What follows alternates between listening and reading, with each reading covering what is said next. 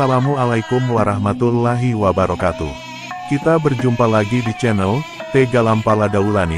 Di sini, kita akan mengulas tentang sejarah, kultur, tradisi, agama, dan politik, menjadi semakin menarik untuk diperbincangkan. Terlebih dahulu, jangan lupa subscribe dan tekan tanda lonceng, agar mendapatkan notifikasi baru channel ini. Tutura di Gunung Siontapina adalah ritual yang dilakukan untuk mengenang perjuangan Lakarambau atau Oputahiko dalam perang gerilyanya melawan penjajah Belanda. Oputahiko membangun basis pertahanannya di puncak Gunung Siontapina. Tutura ini diselenggarakan sekali dalam setahun. Tradisi tutura merupakan budaya yang dilestarikan sejak 350 tahun yang lalu. Tutura di Gunung Siontapina merupakan warisan dari Lakarambau, Sultan Oputahiko, yakni Sultan Buton yang ke-20 dan ke-23, dengan gelar Sultan Himayatuddin Muhammad Saidi. Berkat kegigihannya dalam perang melawan penjajah Belanda pada masa lampau, ia dianugerahi gelar sebagai Pahlawan Nasional Republik Indonesia, asal Sulawesi Tenggara pada tahun 2022 oleh Presiden Republik Indonesia.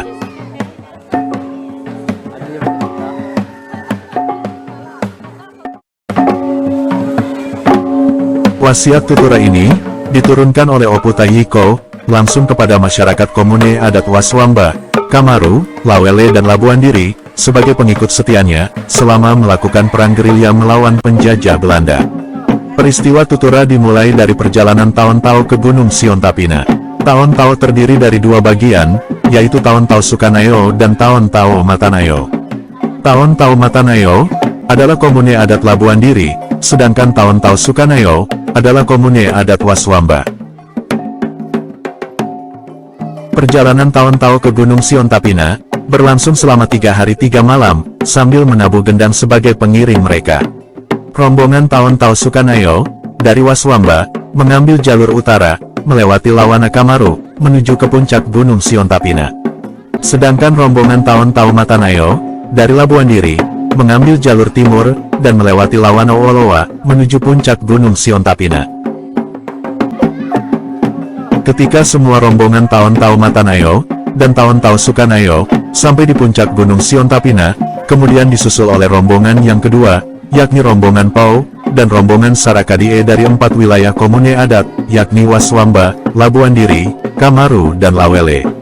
Mereka berjalan mengikuti jejak yang ditinggalkan oleh Oputahiko. Rombongan kedua ini menempuh perjalanan selama 2 hari 2 malam.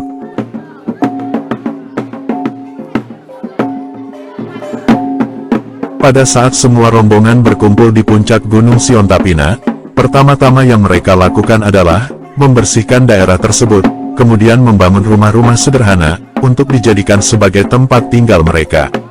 Dalam tradisi tutura, dikenal dengan istilah tradisi Somburea, yang dilakukan pada hari pertama pada ritual tutura. Adapun ciri khas tradisi Somburea adalah semua orang yang mengikuti ritual tersebut akan menggunakan pakaian berwarna biru atau warna hijau. Pada hari kedua disebut ritual Sangka, dan orang-orang yang hadir dalam ritual di sini akan menggunakan pakaian yang berwarna putih. Sedangkan pada hari ketiga adalah ritual yang paling puncak, yakni Matano atau ritual pemutaran payung. Dan orang-orang yang mengikuti ritual ini akan menggunakan pakaian berwarna kuning. Selama berlangsungnya prosesi tutura di Gunung Siontapina, maka gendang terus ditabuh tiada hentinya. Untuk menumbuhkan semangat perjuangan Entau-Tau yang setia menemani Oputahiko dalam perang gerilyanya. Tabuhan gendang juga sekaligus mengiring para gadis-gadis yang telah dipersiapkan untuk menari tungka pada hari kedua ritual tutura di atas batu yang paling sakral di Gunung Siontapina. Tari tungka merupakan salah satu tarian yang digunakan untuk menyemangati para pejuang selama melakukan perlawanan terhadap penjajah Belanda.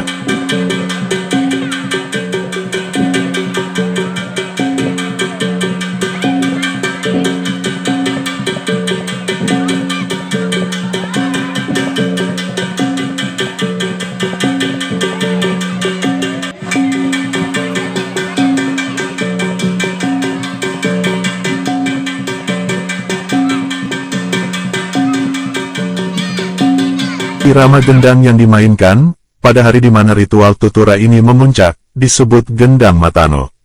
Irama gendang ini juga yang mengiringi Wabalui Gunu dan rombongannya saat melakukan perjalanan menuju pusat ritual di salah satu bukit yang tepat berada di samping makam Oputayiko saat ini berada. Tempat tersebut diyakini oleh masyarakat komune adat yang telah mewarisi ritual tutura ini sebagai bekas kamali Oputayiko dan permaisurinya Wabalui Gunu pernah berdiri kokoh dengan serambinya yang dibangun menjulur keluar tepi jurang yang paling terjal di Gunung Siontapina. Pada ritual pemutaran payung, orang-orang akan banyak menjumpai hal-hal yang mistis terjadi. Pada hari itu, hal ini disampaikan oleh masyarakat yang mengikuti ritual tersebut. Salah satunya adalah orang-orang yang menggunakan kacamata hitam. Mereka disebut bangka karena tubuh mereka dijadikan sebagai tempat sementara bagi roh-roh para pendahulu yang telah meninggal, yang sengaja dipanggil dalam ritual tutura saat diselenggarakan.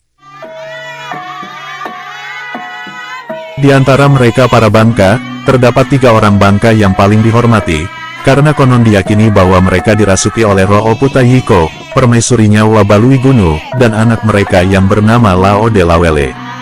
Kemudian seorang bangka, yang diyakini telah dirasuki oleh roh Laode Lawele, akan berdiri di tengah-tengah kerumunan masyarakat yang hadir di Gunung Siontapina, untuk menyampaikan beberapa petuah atau nasihat. Sedangkan seorang wanita parubaya, yang menjadi bangka untuk roh Wabalui Gunu, sang permaisuri sultan. Ia akan berjalan dengan mata tertutup, menyusuri jalan dengan mengandalkan kaki, yang meraba-raba akar pohon, sebagai penunjuk arah tujuan mereka, menuju sebuah rumah, yang akan dijadikan sebagai istananya. Bangka roh Wabalui Gunu, akan berjalan sambil menari-nari, dan mengibaskan kipas yang ada di tangannya.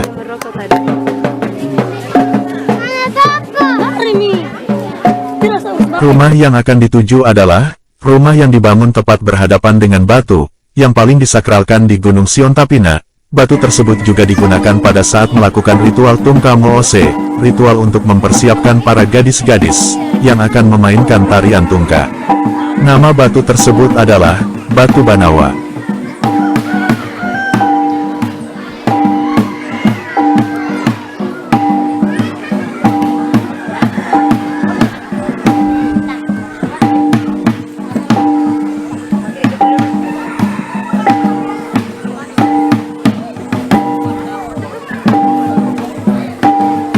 Di serambi rumah yang dituju oleh seorang bangka Wabalui Gunu, terdapat seorang ina-ina yang menunggu di depan pintu, yang ditugaskan untuk mencuci kaki Wabalui Gunu, dan para wanita yang menyertai perjalanannya.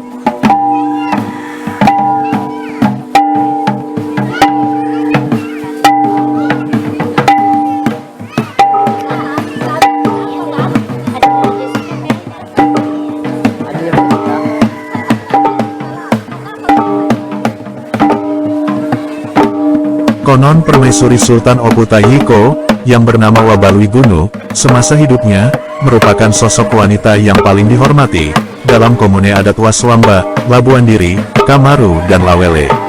Seorang wanita tangguh, yang rela tinggal dalam hutan, karena kesetiaannya kepada suaminya Sultan Oputayiko, selama melakukan perang gerilya, di atas puncak Gunung Siontapina, saat melawan penjajah Belanda.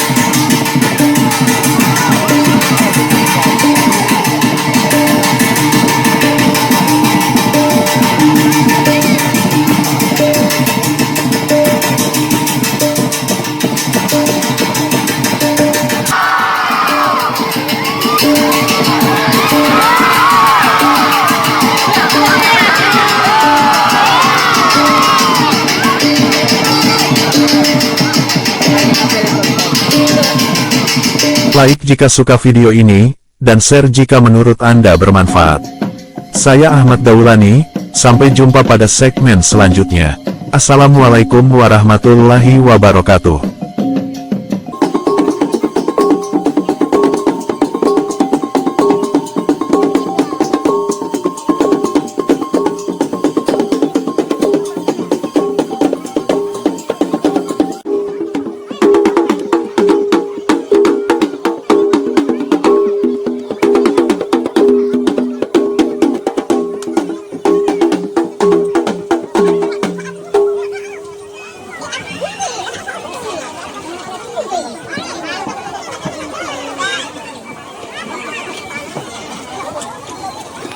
Dan